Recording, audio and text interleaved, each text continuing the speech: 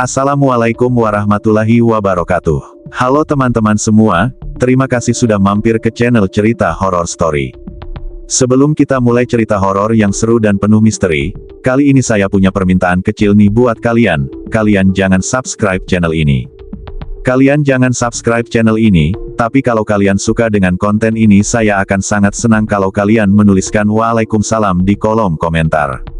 Bagi yang non-muslim menjawab salam sesuai dengan keyakinan kalian masing-masing dan jangan lupa untuk like videonya ya. Ingat, salam adalah sebuah doa yang sangat mustajab. Dengan kalian menjawab salam di kolom komentar, itu sama saja kita saling mendoakan kebaikan satu sama lain dan itu jauh lebih berharga daripada sekedar subscribe. Oke, sekarang kita langsung saja ke ceritanya, selamat menyimak. Judul, Tumbal Pesugihan Nyai Roro Kidul. Rian menatap megahnya rumah bercat putih dengan pilar-pilar besar di depannya. Rumah itu berdiri dengan gagah, seolah menjadi simbol kekuasaan di tengah kawasan perumahan elit di Karawang. Ia tertegun di depan gerbang hitam tinggi yang dipenuhi ornamen emas. Betapa berbeda keadaan ini dengan ingatannya tentang pamannya, Pak Hasan, yang dulu hanya memiliki sebuah rumah kecil. Bibinya, Bu Ningsih, menggiringnya masuk ke ruang tamu yang sangat mewah. Sofa merah, lampu gantung kristal, dan lukisan-lukisan abstrak mahal menghiasi ruangan itu. Namun, ada sesuatu yang terasa dingin di rumah tersebut, bukan sekadar dinginnya AC, tetapi dingin yang membuat bulu kuduk Rian meremang.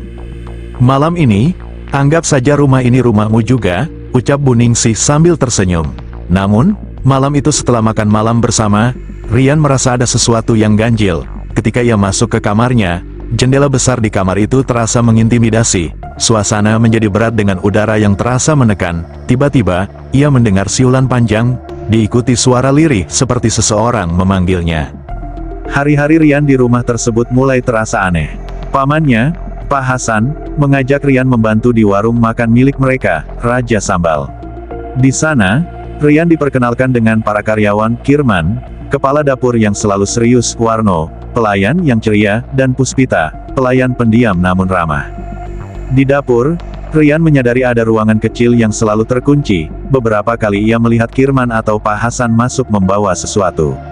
Suatu hari, Rian mendengar bisikan Puspita kepada Dewi, pelayan lainnya.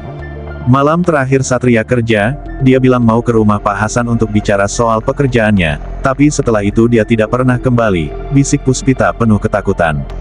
Dewi menyikutnya pelan, memberi isyarat untuk diam. Perbincangan itu menambah kegelisahan Rian.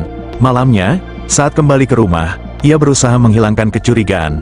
Tetapi keanehan rumah itu justru semakin terasa. Bibinya, Bu Ningsih, yang biasanya anggun dan lembut, tiba-tiba menunjukkan sisi menyeramkan. Tawa kecilnya terdengar dingin, dan tatapannya seperti memangsanya.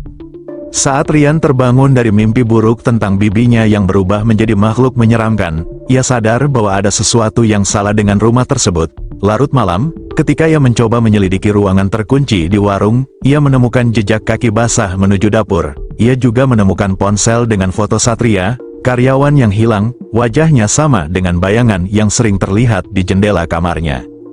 Ketegangan memuncak ketika Pak Hasan akhirnya mengakui rahasia kelam keluarga mereka. Setiap tahun, mereka harus memberikan tumbal kepada Nyai Ratu Kidul untuk mempertahankan kekayaan dan kesuksesan mereka. Rian merasa marah dan ketakutan. Kalian mengorbankan orang demi ini, tanyanya penuh emosi. Malam itu, Bu Ningsih benar-benar berubah menjadi sosok menyeramkan, tubuhnya melilit seperti ular besar. Dengan kekuatan yang tersisa, Rian berdoa dan melawan dengan tekad kuat. Sosok Nyai Ratu akhirnya keluar dari tubuh bibinya, mengancam akan kembali suatu saat nanti sebelum menghilang dalam asap hitam. Rian merasa lega namun penuh trauma. Ia tahu bahwa rahasia keluarga dan warung itu lebih gelap daripada yang pernah ia bayangkan. Sejak saat itu, ia bertekad untuk melindungi dirinya dan orang-orang yang ia sayangi, meninggalkan rumah tersebut dengan keberanian yang baru ia temukan.